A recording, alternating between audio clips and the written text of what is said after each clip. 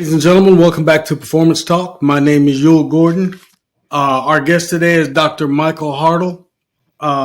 My co-host today won't be with us. He's off taking care of some personal business, but everybody's stuck with me today. So, Michael, tell us a little bit about yourself and what you do. Well, I'm a chiropractic physician, been that way for 30 years now. I live in Fort Wayne, Indiana. I have my own clinic, loving it.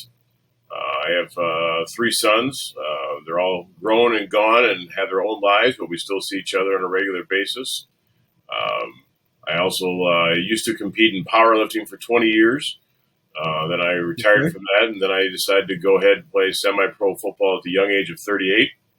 And did that for 10 years. Was defensive tackle, nose tackle, and absolutely loved it. Told my patients I took my frustrations out on them, so when I came back Monday morning, I was all relaxed. I feared you guys when I played, so I was trying to get away. There you go. Play running back?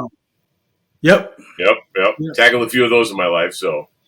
I also work for a company called StrongFirst, where we go around the world teaching bodyweight, barbell, and kettlebell exercises, and so I'm well versed in many different forms of strength training, and wrote a book here for Human Kinetics that got published last September, called Kettlebell Strength Training Anatomy.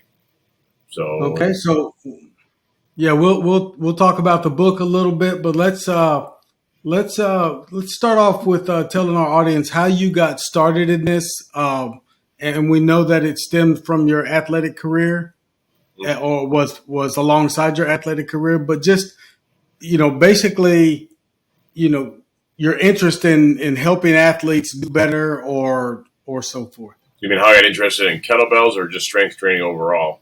Just strength training overall. We'll get into the kettlebells a little bit because I'm interested in those. Well, I went to a high school in Richfield, Minnesota, where I was raised in Minnesota there, and there was a bodybuilder who came to our weight room one day and gave some demonstrations. He was a powerlifter bodybuilder of some back squats and bench press and deadlifts, and I thought that was quite interesting. So when I got out of high school, I joined the local gym and started training, and the owner asked me if I wanted to compete in powerlifting. I said, sure, let's do it. And so I started doing powerlifting for 20 years, and I got very strong. Got up to the 275-pound weight class, and on the national level there. And then after that, so that was training for absolute strength. You do one rep, it takes you 5-6 seconds to do that rep, say in a third attempt. No cardio, basically that's it. Yeah. And then I decided to play semi-pro football. With doing that, I had to switch from absolute strength to strength endurance. I had to go, instead of for 10 seconds on a platform, I had to go to playing 3+ hours of football in the wonderful August heat and humidity. The greatest weight loss program ever known to mankind. I could probably lose 10 pounds a game and sweat my butt off. And but so I had to lose some of that absolute strength, which that was more of a mental challenge, because it was interesting because I enjoyed being strong, but I had to give that up if I wanted to be good at football. And so I trained for strength endurance. So I did. So I got involved with a gentleman named Pavel Satsaline. He owns StrongFirst, and he taught me how to use kettlebells. So I added kettlebells to my barbell program, merged them together very successfully. And so I did both barbell and kettlebell to develop that strength endurance, in addition to other things like going outside and doing grass drills and cone drills and all that stuff to help my lower extremity aspect. So I did that. And then there's a guy named Dr. Craig Liebenson, who's big into the chiropractic rehabilitation field. And he actually invited me to write a chapter for his book called Rehabilitation of the Spine. And so I wrote a chapter for that book and about barbell training. And then Michelle Earle from Human Kinetics saw that. And so she contacted me, said, we'd like to ask if you're interested in writing a book for us about kettlebells. And so we kind of talked a couple of weeks about it, a month or so, and then we worked out a deal. And so wrote the book, and during the pandemic wrote the book, and then it was published, and here we are. Hey, well, a lot of us have a similar track, not near as kind of wide open as yours was, and changing your approach to strength training. For me, I got into more powerlifting after football. Yeah. And the I like the absolute strength part about it, but then I joined the military and I had to switch it all up again, Mm-hmm. because uh, for some of our young professionals, talk to them about the importance of being able to adapt your training program based on what you're doing, because as you know, um, a lot of folks get stuck into one aspect of strength training, and that's what they believe in, and you can't change them. And you can see, if you're someone that's practiced like you are, then you can see the fault in that, especially in performance. And since we talk about performance, or equate everything to performance, Right. taking that powerlifting background and then massaging it and adjusting it. How did you go about doing that, and how did you recognize the importance of doing that? Well, going from the powerlifting to the strength endurance was interesting. So I started doing more sets. I kept the rep range low, like around 3 to 4 reps. Okay. I would do, like, for example, 8 sets of 3, and the back squat, kind of very similar to Louis Simmons from West Side. Yep. Yep. But again, I would not be working the absolute strength part. So I did the dynamic speed part, where we're doing 8 sets of 3 reps. I do 3 reps, set the bar down, rest a minute, go back and do it for 8 times in a row. So that would get my heart rate going. Using kettlebells also got my heart rate going fantastically. So I would start working in complexes where I would do cleans and presses, squats. I would do renegade rows. I would do some jump squats with kettlebells to actually enhance my sports performance. My goal when I wanted to go from powerlifting to football was that I wanted to be able to play 5 quarters of football. And obviously, there's only Right. 4 quarters in a game. And my goal for that was the fact that it would decrease my injury potential, because yes, I'd be tired in the 4th quarter, but if I was training for 5 quarters, I was training more than what I needed. So therefore, I should be fresh and go to be at the end of the game, which, it worked great with that.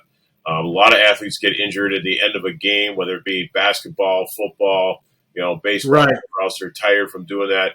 So I didn't want to have that happen with me. And because I was older, I was 38 when I started playing semi-pro football, that, obviously the chances of injury increase as we age. And so I was trying to make my Right. body more resilient, and again, decrease injury, but also increase my performance. Right. So as you alluded to the injury part there, a lot of guys don't take that into effect when they're designing or getting into their program. It's just all about getting stronger.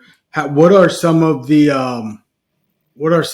concerns you had when you were switching up? What you mentioned lightly, the concern with maybe losing the absolute strength a little bit, or having to trade that off for strength endurance. Right. And you just talked about how you approach that a little bit, but talk a little bit about, maybe any anxiety you had about losing some strength and stuff like that, and how it didn't become true and it actually fortified you against injury. Well, the interesting thing was going from a absolute strength to a strength endurance was physically not hard, because obviously I had the top strength. Now I had to reduce that strength and do it for longer periods of time. So that was Right.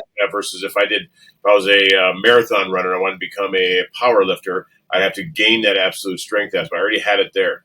One of my main concerns about playing football was the fact of my knees. A lot of athletes have a lot of issues with their knees when they play football.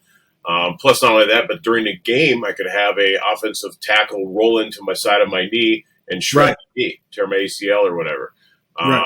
But I think, and this is my hypothesis, there's no research to back it up, but with all the years of powerlifting with squats and deadlifts that made my knee tendons very strong, I had many guys roll into the side of my knee and nothing happened.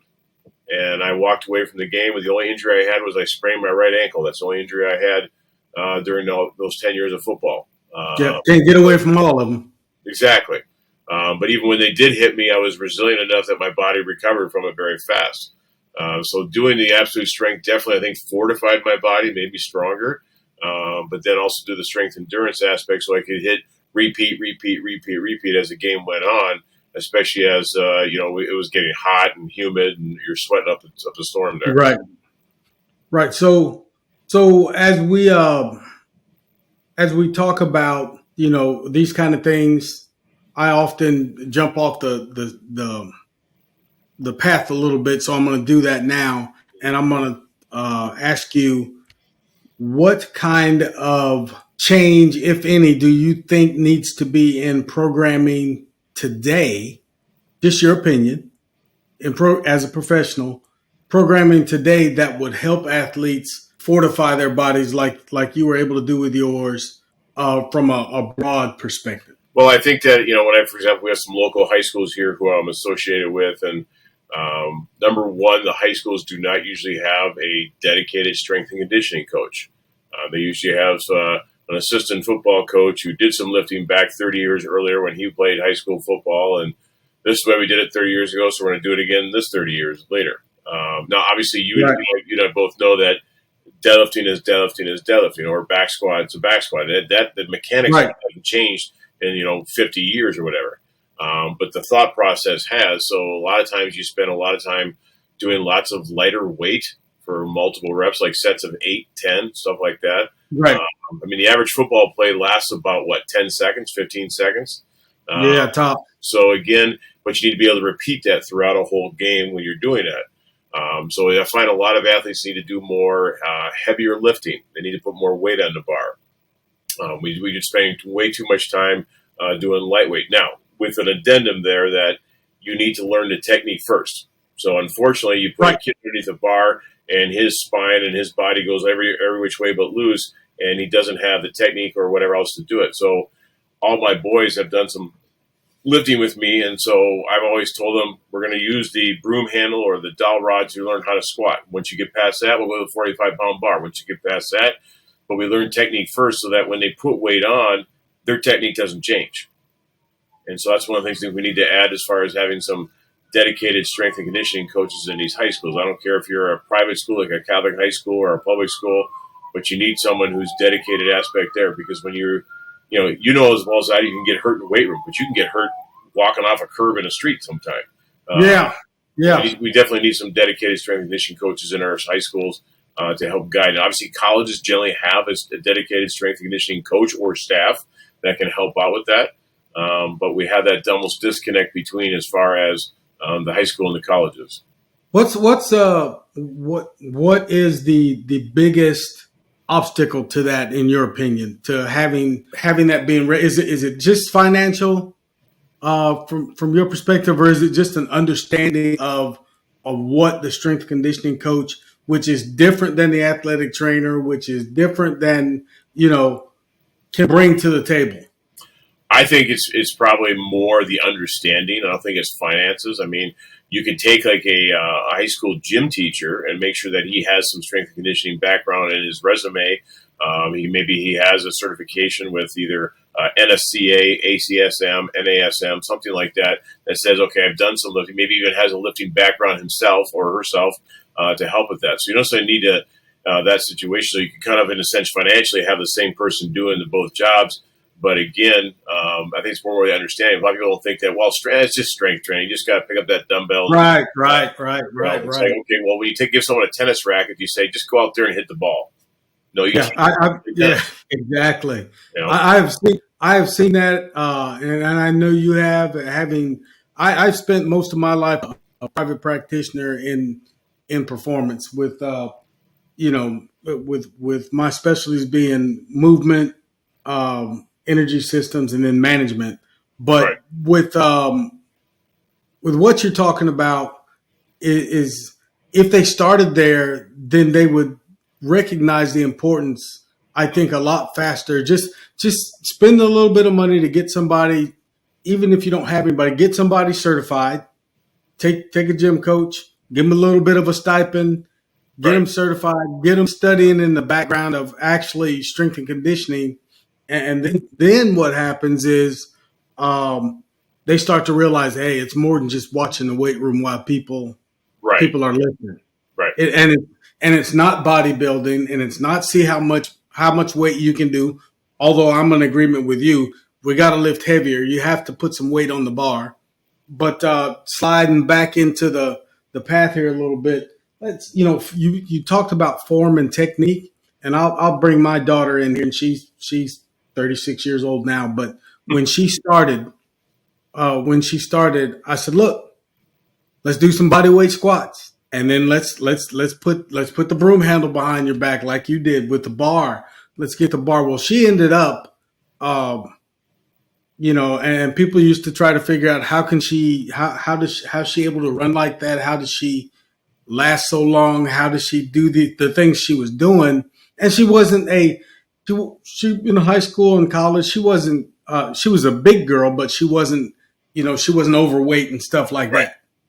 But they couldn't believe, wow, she moves so good and she does this and she does that. I said, I pay attention to several things, and one of them was, like you said, getting the form and the technique right. But then as she got it right, not be afraid to put some weight on the bar or put some weight on or some resistance to whatever we were doing. Right.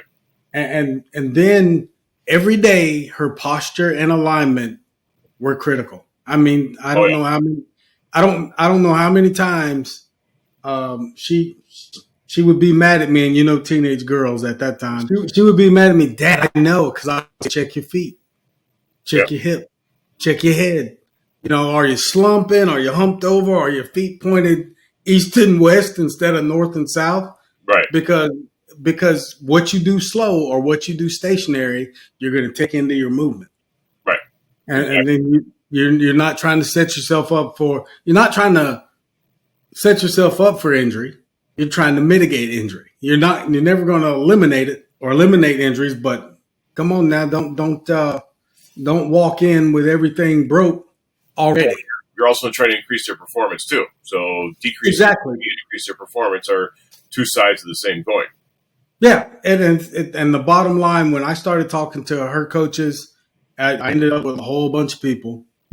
But I started talking to them, and I said, listen, I'm not trying to make them power lifters. Yeah. But there has to be, first of all, they have to do everything correct. Second of all, you have to put some resistance on them. You can't, if they're in here running through a workout in 25 to 30 minutes and they're not even breaking a good sweat, we're not challenging them enough for any adaptation to take place. Therefore, we're wasting time. Right. So for example, take me in semi-pro football. I weighed 275, 280 on the field, and I went against linemen who were, I was 6'1", who were 3-4 inches taller than me, and also maybe weighed another 70 pounds heavier than me. Right. My job as defensive tackle was to either, one, not get moved backwards, or two, to get into the backfield. So I had to move them. So I had to use my squat strength, my bench press strength, everything else to help me move that person. And then when the play was done, repeat it, and then walk off the field and go home. And I had a semi-pro football. I got paid $0 for it. I went back to my job, the doctor. So, but one guy actually did a cheap block on me. I said, dude, don't do that. I have to go to work on Monday. You have to go to work on Monday. Let's keep it clean out here. Yeah. He kind of looked at me and like, yeah, but hey, we all both have a job to go do. Let's go do it. But let's have fun out here. Let's beat the snot out of each other. But then shake the end of the game. I don't mind the battle. Just don't take the cheap shot. Exactly. So we're not getting paid for this. No, not at all. Not at all. Matter of fact, there's no all pro honors and nobody's getting no flags up on the wall. So I get I get it. One of the things I wanted to bring up when I was talking to you was just a question: why chiropractic? So when I remember I said I left high school, went to that gym to start working out. I was in the gym doing a deadlift workout. I hadn't done any powerlifting, but I was just kind of training. And obviously my deadlift form must not have been that good. And I was deadlifting and I felt a pop in my lower back. And so I went home that night. I didn't sleep very well, iced my back, and it was starting to get painful. This is in 1986. So before we had running water and electricity. I got you. I was there. And so I went to an orthopedic surgeon, and he said, well, we're going to need to remove the disc between L3 and L4 and fuse the vertebrae together. Now, I'm 18 years of age, and he wants to fuse the vertebrae in my back. And I'm like, oh, my God, my life is over with. What am I going to do? So I suffered for about 2 weeks, and then a friend of mine at the gym actually recommended me to his doctor of chiropractic. I went to see him. He said he could fix me, take me about a year, and then after that, we could be good to go. So what I ended up doing is I canceled the surgery. Went and saw him a year later, competed my first powerlifting meet. I was 100%. Outstanding. So at the time, I was an electrical engineer student at the University of Minnesota. So I got through that, and I was thinking about getting my master's degree in biomedical engineering. But then I'm thinking, wait a minute, why don't I become a doctor? So I looked into the U of M medical school, looked into Northwestern Health Sciences University Chiropractic School, and decided to go the chiropractic route. And here I am 30 years later. So, what he did for me was amazing. And what I've been able to do for other patients is, and I'm not saying because of I did it, but the results are amazing. Maybe to help people without using drugs, without using surgery. Now, there is a place for that. There are sometimes people I look at and say, I can't help you. I want you to go see this guy. Get another opinion about it. Right. I don't do it too often, but again, it does happen where sometimes I have to say, hey, this is outside my wheelhouse. I want you to go see them. Well, this is exactly where I was, kind of leading the conversation from this area, is that reluctance for professionals sometimes to refer to another professional, Right. and, especially in the performance field, or when it comes to performance. I know that I mean, my background is a little bit it has some eclectic qualities to it, because I do all kind of stuff, because there was no exercise science when I graduated. It was PE. Right. So to learn, I now have a master's degree in sports medicine and exercise physiology, and a doctorate in psychology, because I thought all these things fit together. Yep. Some kind of way. And, but what I found a lot of is, because I was just a weightlifter, that people were reluctant, the physical therapist was reluctant to refer anyone to me, when the type of strength gain that these athletes needed before they went back Right. to sport wasn't something that was in their wheelhouse. I mean, they bring you back to here. Right. Or the athlete had an issue with posture, or they were moving wonky for whatever reason. Right. And clearly in my eye, in my brain, it was, you got something out of alignment. Something's messed up. Mm-hmm. So for me, I refer that person to someone I thought could help them. Right. Back then, I knew a few chiropractors, and they had a couple work on me. But then I was noticing, those things it wasn't coming back. You know what I mean? Right. And it wasn't, not just to me. They weren't referring, as professionals. They weren't referring the athlete or their patient to anyone in the field that could help them, which was training.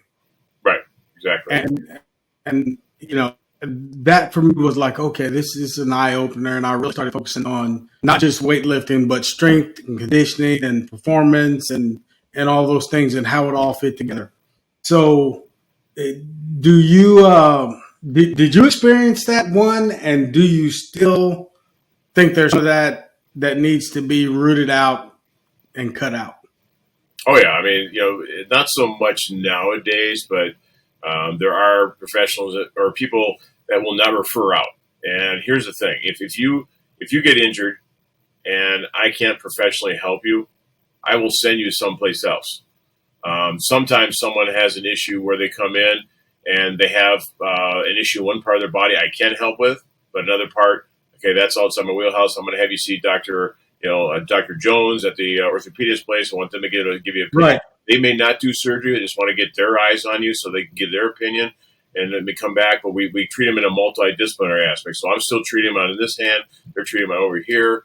We get them better, and the patient's happier. The doctors are happy. Everyone's happy. But it needs to happen more, and we need to kind of sometimes relax our professional boundaries in a sense regarding that. So we need to be able to go outside that. Right. That's what I'm referring about, professional boundaries. We kind of live in this little figurative castle where we can't go outside the castle. Yes, you can, and my goal is the benefit of the patient, the client. I want them to improve. If I can help them, great. If I can't, I'll send them to someone who can. Right, and I've found that you being an athlete and also a patient at times, or client at times, you always understand when somebody cares. Right. And when they care enough to send you to someone else, that person usually comes back to you and reports, "Hey, they told me this." Right. So the fear of losing a client or a patient should never be part of the decision on whether or not we're going to try to get them the best help we can or to the best position we can get them in. Yeah, correct. All right, let's shift gears a little bit and talk about all the professions that touch an athlete or a client or a patient or whatever that is active, and how you navigate that who's the leader, who is the guy that's taking charge of okay, the patient needs this and this and this and this, and how does that teamwork happen, and why sometimes is it difficult to make happen. Not once it starts, I think it works, Right. but just getting it started, getting people to come together. Because my opinion is we're always better together than we are apart. So I agree. that's an opinion. I have a few physical therapists in Fort Wayne that I work with closely that, if I do physical therapy in my office, but let's say they need a different kind of physical therapy, I'll definitely refer them to them. But also I'll contact the physical therapist, let them know that, hey, I'm still seeing him as a patient. This is what I'd like you to do for him. You do your assessment, do your thing, all that stuff. My goal is not to try to tell them what to do, but just to tell them why I'm sending them there. I want to know Yeah. because a lot of people, when you know the why about anything, you tend to absorb it and assess it better that way. Other people. So it also depends on the ego of the person that you're referring to. So sometimes, let's say in that profession, that guy's a leader, but I'm sending him a patient that we're going to continue to treat. So in a sense, I look at him as a peer, not as someone who's above me or below me, but someone who's on the equal level. Right. And I just want them to be able to get your opinion of it. Now, if they're going to be egotistical, then they're not going to get any more referrals from me. And now I'm done with that. I'll send it to someone who I can work with versus being having to to fight with, so to speak. I assume when I'm talking to other professionals, it doesn't matter, in what profession of performance they're in. I assume everybody has the same level of education. Everybody has the same level of desire to help. Those are kind of assumptions I make. You might find out differently later, or you might disagree, but that doesn't mean that person is unintelligent. And if you're going to refer them to that person, let them do their thing. Like you said, tell them why you're sending them. Right. I mean, I think professionally we owe each other that. Hey, this is why I'm sending.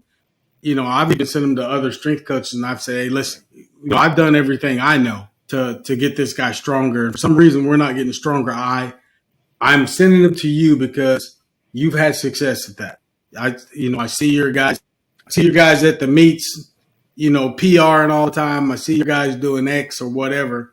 So that's why I'm sending them. Actually, man, I can talk about that forever too. I'm all over the place this morning, but the next thing let's kind of cover with the profession is, and I ask this question a lot, but to nutritionists, to psychologists, to everybody, as a profession, as a group, as a whole, where do you think we are based on where we came from? And that was the Stone Age for me and you. And where do we need to go? Well, we work together. In some respects, I think there's too much specialization with some of the professions. For example, one of my patients just came back from her medical doctor, and he did not really talk to her too much, talked to her for about a minute or two, but referred her for an MRI, a CT scan, an EMG, all these different tests. And I'm like, is he a mechanic or is he a doctor? You know what I'm saying? Because we're not replacing parts. Yeah, but he's not using his doctor mind. I mean, granted, we have these tools where we can see inside the body or even test the contraction of a muscle, the EMG test. Right. But still, you need to be able to do your own, put your hands on them and do an exam and that kind of stuff. But I think overall we're better nowadays than say even 20, 30 years ago. People are referring more often. But there's still some people who have some of that that bias, that animosity toward each other, which I have no idea where that comes from, because Yeah, I don't either. we're all in business to help our patient, our clients. So why don't we work together with that? In Fort Wayne, we tend to have a good community here of doctors and professionals that seem to work well together. But other places around the country, I've heard different stories. Yeah, and I always try to pin it back to performance. And if we're working with an athlete, and that young man or woman can't get back on the field, there's some things going on. Right. And if you're the only one that's ever talked to them or worked with them, maybe it's time for somebody else to take a look. Maybe even a sports psychologist.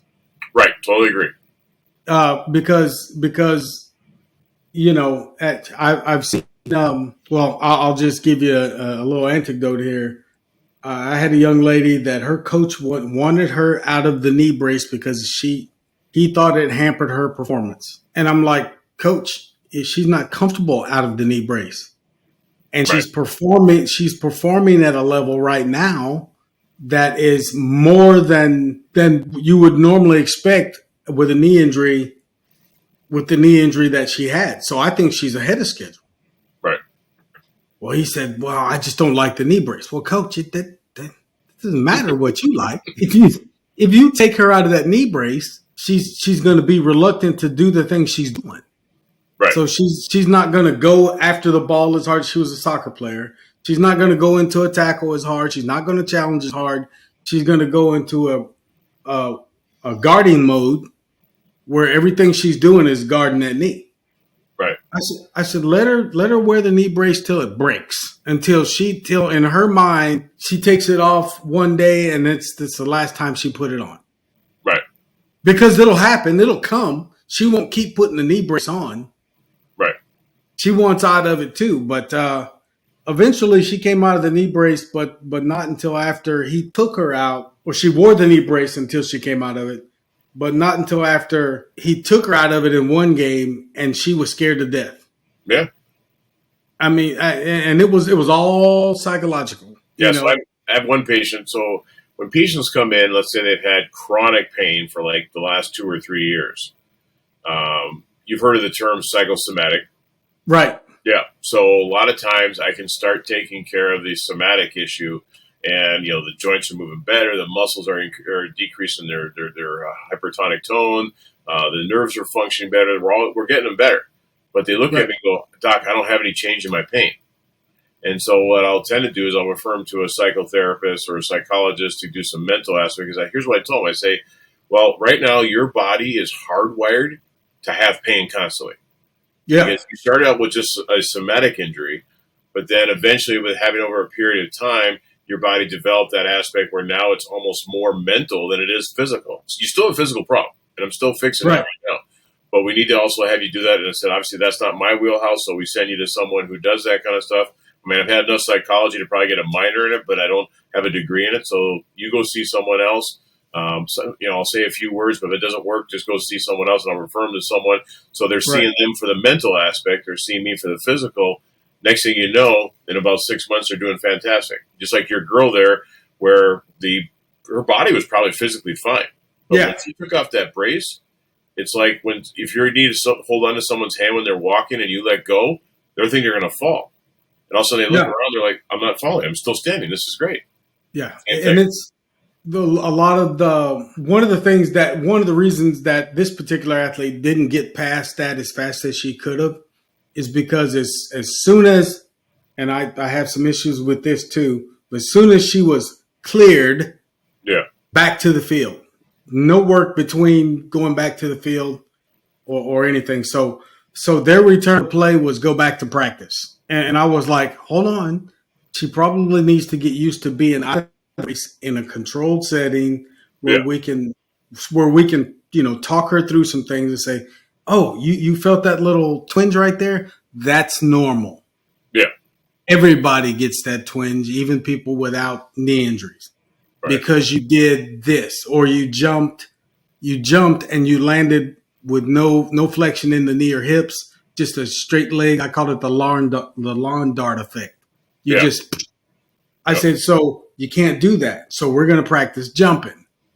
And then we're going to practice jumping on one leg. Then we're going to do so all those things. So she gets used to feeling what she's felt before the injury or the condition. We didn't do that with her because the coach wanted her back on the field. She was one of the better players. And sometimes we get into that. So the question is, out of all of that rambling on, how do you talk to coaches? How do you talk to parents who think, get her back out there? She's going to lose her spot, those kind of things. A lot of times we spend a lot of time teaching those folks as opposed to the athlete themselves.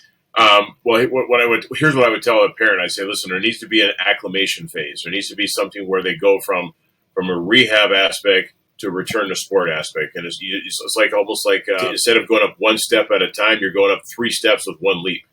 And when you do that, you can sometimes get injured again, and we don't want her to get injured again. So here's what I would do is I would, like you said, a controlled thing, because in soccer, I see a kid with a brace that tells me that they're probably a little bit gimpy. Now, I'm not going to go after the brace, but I may do things where I may bring the ball toward them because maybe they can't move as well. Now, in a controlled setting, you are not going to have that. They're going to be able to kick the ball back and forth and do side to side and lateral movements and everything else with that. And then eventually you can start releasing them to a more game time type practice and then go to a full game. Because when you're playing opposite athletes that have no idea who you are, they're expecting you to be 100%. So they're going to hit you or kick you or do whatever else kind of thing with 100% effort there, whereas your team may not do so. But you need to have that acclimatization phase before you can go back to it.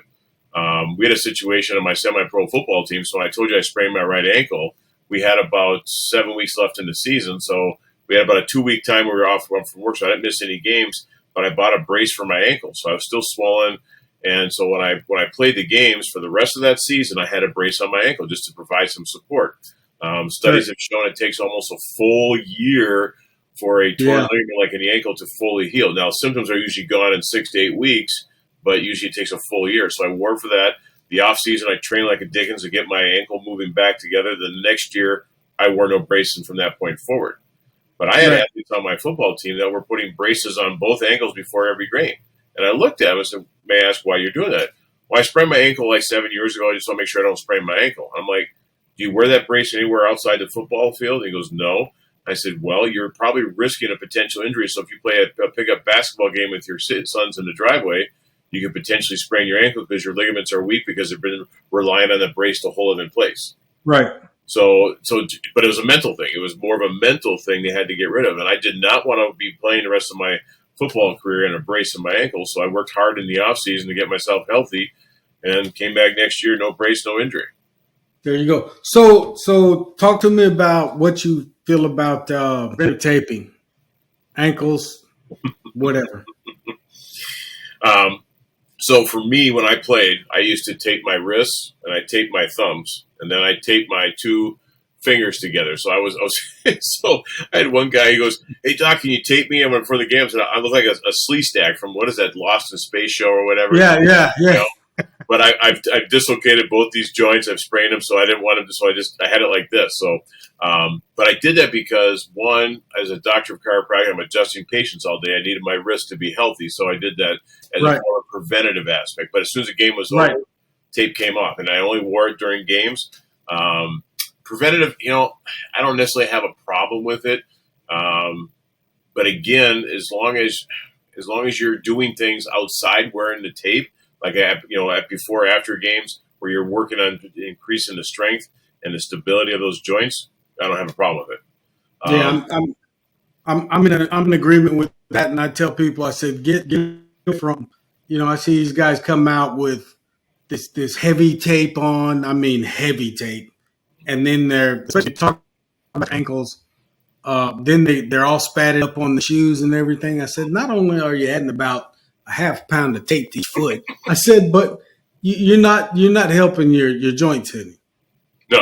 I said, you do a little preventive taping, light tape job just to help support a little bit. I said, and then, cut that stuff off and go do some ankle work, do some work on your ankles, do some things that'll help strengthen your ankles. And then if you want to wear light tape, okay, but man, don't come out here and bring me 6 rolls of tape and expect me to tape you up. Well, Come it on was now. interesting too because I told the people who wanted me to tape them, I said, all right, if you want me to tape you, I'm not using pre-wrap. Why not? I said, well, during a game, Go your heat slide, will yeah. make the tape a little bit more relaxed. And so you need it as tight against your skin as possible. So I said, either shave the part of the body I'm taping or you're going to have hairs pulled off. But if you want me to tape you, I'm not using pre-wrap. Oh my God, Doc, you're weird. I said, well, I'm sorry, but the pre-wrap is more of a comfort thing. And when I tape Yeah, myself, I'm doing it for comfort. I'm doing it for safety and prevention. right. So I used to laugh at those That's players. One guy actually showed up with a roll of pre-wrap. Said, "I don't care. I'm not using it." So yeah. I mean, it goes against my philosophy, so not doing it. that's right. But the as we start to get on the downhill slide here a little bit, let's talk about the other side of the profession, the educational part, and you know we both said and agree that high schools need to get strength coaches educated and spun up and brought into the building that to help from that perspective.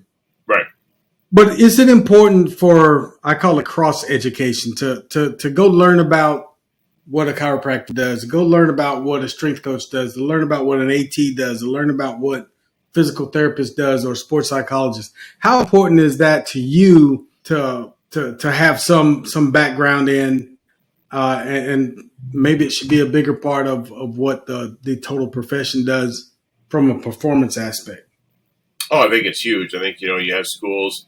I know my chiropractic school in Bloomington, Minnesota. That they work with the University of Minnesota Medical School, so they do have some cross training there. They have students from there that come to the school. They have students from the medical school that go back and forth and stuff like that. So it is important to know that. I think it's also important to know what physical therapists do, athletic trainers do, licensed massage therapists, what they do. I mean, Right, right. different things with that. Even acupuncture. So they all have a part of our performance and our injury potential decrease in that performance aspect. So, but yeah, it's very important that you understand that and know what it is. And if you don't have the ability, say you're already a professional, you've graduated from school, maybe just call someone up and say, "Hey, do you mind if I shadow you for a few hours and just Yeah. understand what you do and that." But understanding what they do is part of understanding what's going on for the client. Yeah, I agree with you wholeheartedly. That's good information too for our listeners. The care team, once you bring that concept in, that holistic approach and all that, putting together that team, it sounds like you have a team or a network that you work with on a habitual basis, but making that something that the patient understands is going to happen. It's not going to be. It very likely might not be a hey, you walk into here and you walk out of here healed. Right. I'm looking at all aspects. Oh yeah, I agree. Totally agree. So from man, we as we I'm gonna try to get you out of here on time, but as we wind this down here a little bit, what is some advice that you would give young professionals coming back in or coming into into any field of performance? And then what is some advice you'd give old guys like us? For the young people, I would not. I would try to be learned about different aspects. So, for example, barbell. Understand how barbells work, how they can actually help your performance. Understand how kettlebells work. Understand how bodyweight exercises work. Dumbbells. I mean, there's many different facets that most gyms have. Understand how they all work there. You might have a student who comes to your facility that, hey, works with only a kettlebell coach. So you'll be able to understand why he was doing this kettlebell swings and kettlebell cleans and presses, things like that. Someone who did Olympic lifting, barbell lifting, people who done powerlifting, understand what a low bar back squat looks like, what a high bar back squat looks like, things like that would actually be helpful. So don't just put yourself in a tiny little box and stay there. Try to expand that box as much as possible. You may want to only work with barbells or only with kettlebells, but know that if someone comes in and say, "Hey, can you show me how to do this?" or "I want to get my back squat up," have the knowledge to be able to do that. It's very important to do that. For old guys like ourselves, we need to be able to keep moving. One of the things I find with people, especially in the gerontology stages, that we slowly stop moving and moving and moving more. And we sit down on our butts, and then, I had a guy, patient of mine, there's a GM plant here in town, and he worked at GM for like 40 years, and he said, the first thing I'm going to do when I retire is sit my butt in my recliner and stay there all day and relax. He was dead 2 years later. Yeah, I was gonna. I hate to say it, but I was getting ready to say, well, go ahead and pick out your coffin. Exactly, because again, you can retire from one job, but don't just stop moving around. Go for walks with your wife or significant other or a dog or whatever. Go do some hiking, do some lifting weights. Resistance is very important. One of the things we see when we get older is we lose our fast twitch muscle fibers. Yeah. It's interesting. Yeah. It's a sad thing too, man. Yeah. So we need to be able to keep those fast twitch fibers going. You don't have to spend a lot of work doing it. You're not an athlete. You're not going on the field and having to compete against other athletes. But you want to be able to have those fast twitch fibers still moving. So that's what, kettlebells is kind of probably one of the things I would probably say to an older person, because you could have just a couple kettlebells in your garage, in your living room, or wherever else, and just, pick them up every so often.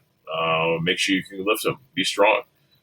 It's important to be strong because the main reasons we go into nursing homes is because we lose in normal everyday strength, being able to pick up our laundry baskets and groceries. So okay, so those are that is good advice for our listeners. Let's wrap it up with tell us a little bit about, and we touched on it in the beginning, but tell us about the book. You told us you wrote one. Tell us about it. Where we can find it. Yep. How to get a hold of it, and then anything else you want to. Human Kinetics is with a publisher. You can get it on Amazon, probably the fastest and easiest way to do it. You can also go to humankinetics.com website, order it on there. It's called Kettlebell Strength Training Anatomy, and they have an anatomy series where they have bodyweight anatomy, they have hockey anatomy, they have golf, tennis, all that stuff. They even have yoga anatomy where they have different moves in there. And it's interesting because what they did is they came to my gym and they took photographs of some of my models, and then they took the pictures that we chose to use. They took a medical illustrator, drew the primary and secondary muscles of that particular leg. So I actually have it listed which ones are there. And we teach you how to do a lot of different kettlebell moves. If you actually read through it, there's a lot of minutia in there that's actually important minutia that actually will teach you how to do it. We even have progressions, regressions. So we have a lot of exercises in there. Pavel, the guy who started StrongFirst, he wrote the foreword for it. So I asked him to do that. He was nice enough to do that. So it's kind of not a crowning achievement because I plan on writing more books down the road. But it's a very high quality book. It just got published in Spanish, so now it's in a foreign language. Yep, thank you. So I'm excited about that. But again, Amazon.com. People want to get a hold of me. I'm on Instagram at Dr. Michael Hartle, Twitter, Dr. Michael Hartle. You can message me in those two places, whatever. So there we go. Well, hey, look, Michael, Dr. Hartle, I appreciate you coming on. I'm getting the book, by the way. I'm getting it selfishly for me because I'm switching it up a little bit in my training program. But yeah, I appreciate you coming on, taking the time to talk to us, and we're going to let you go because we promised we'd get you out of here, and I'm overtime. I'm always overtime, but out of here. Ladies and gentlemen, this has been Performance Talk, again with Dr. Michael Hartle, and come back and make sure you listen to us again.